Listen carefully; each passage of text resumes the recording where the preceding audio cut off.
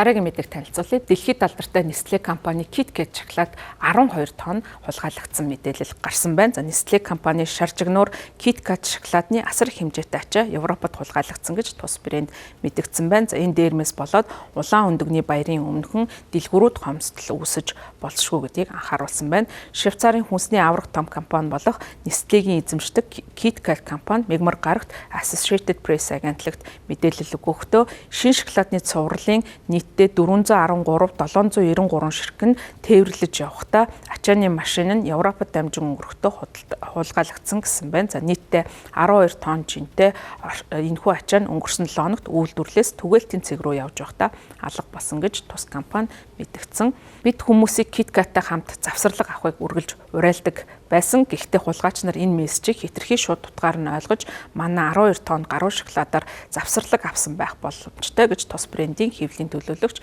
Урай авгийг ашиглан мэдгдсэн байна. Тус брэнд нь хулгай нь лангуун дээр KitKat-ийн хомсдлыг үүсгэж болзошгүй гэдгийг анхааруулж харамсалтай нь хэрэглэгчид улаан өндөгний баярын өмнө дуртай шоколадаа олж идэхэд бэрхшээлтэй тулгарч магадгүй гэж мэдгдсэн байна. Хулгайлагдсан автомашин Италийн төв хэсгээс гарч Пош руу явж байсан. За зам дагавх улс орнуудад тухайн шоколадаа тараахаар төлөвлөж байсан юм байна. За KitKat-ийн бараа яг хаана одоо алга болсон одоогоор тодорхойгүй байгаа. За энэхүү одоо тээврийн хэрэгсэл болон бусад одоо түүнд агуулгадж байсан бараанууд нь олдоогүй хэвээр байгаа гэсэн мэдээлэл ирж байна. Орон нутгийн засаг захиргаа болон нийлүүлэлтийн шүлжээний түншүүдтэйгээ нэгт хамтран ажиллаж мөрдөн байцаах үйл ажиллагааг үргэлжлүүлж байна гэж брендийн зүгээс мэдгдсэн.